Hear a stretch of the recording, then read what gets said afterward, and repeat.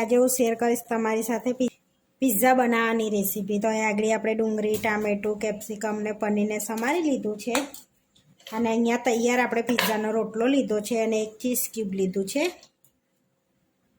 અહીંયા ઘરે આપણે પિઝા સોસ બનાવ્યો છે આજે, એની રેસીપી હું તમને ફરી વિડીયોમાં શેર કરીશ। અહીંયા એક પ્લેટ લીધી છે, એની પર આપણે થોડુંક તેલ એડ કરીશું અને ગ્રીસ કરી લઈશું તેલથી પ્લેટને। રીતે આપણે પ્લેટને ગ્રીસ કરી લીધી છે। હવે એની પર આપણે પિઝાનો રોટલો મૂકીશું।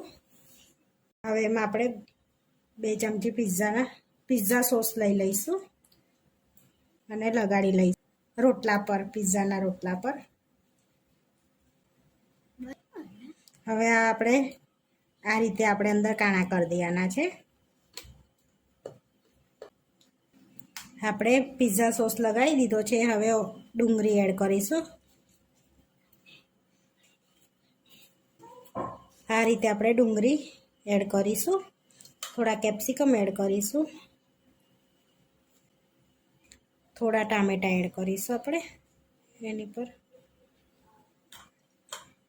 પનીરના ટુકડા એડ કરીશું। આ રીતે આપણે પનીરના ટુકડા એડ કરવાના છે।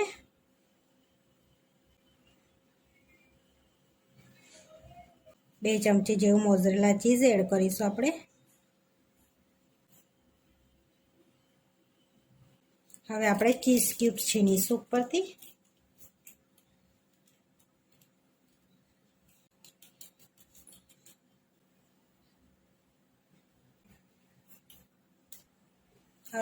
એની ઉપર ચીલી ફ્લેક્સ એડ કરીશું, ઓરેગેનો એડ કરીશું હવે થોડો।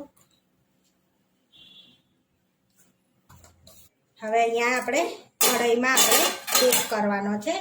અહીંયા આગળ મેં નીચે મીઠું પાથરી દીધું છે અને ગરમ કરવા મૂકી દીધો તો હવે પિઝાનો જે આપણે બનાવ્યું હતું એ એડ કરી દઈશું અને 10 થી 15 મિનિટ થવા દઈશું આપણે એને।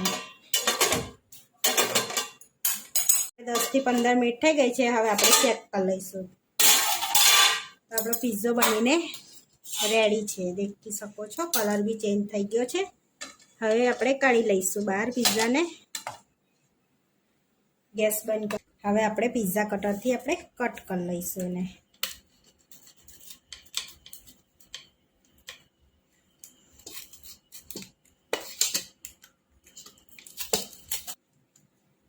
જોઈ શકો છો આપણો પિઝા એકદમ રેડી થઈ ગયો છે। હવે આપણે સર્વ કરી લઈશું। આપણે પિઝા સર્વ કરી લઈશું। આપણે ટોમેટો કેચઅપ સાથે સર્વ કરીએ છીએ। આપણા ફટફટ બની જાય તેવા પિઝા બનીને રેડી થઈ ગયા છે। આવા વિડીયો જોવા માટે મારી ચેનલને સબસ્ક્રાઈબ કરો, લાઈક કરો અને શેર કરો અને તમે જરૂરથી ટ્રાય કરો। ફરી મળીશું નવા વિડીયોમાં।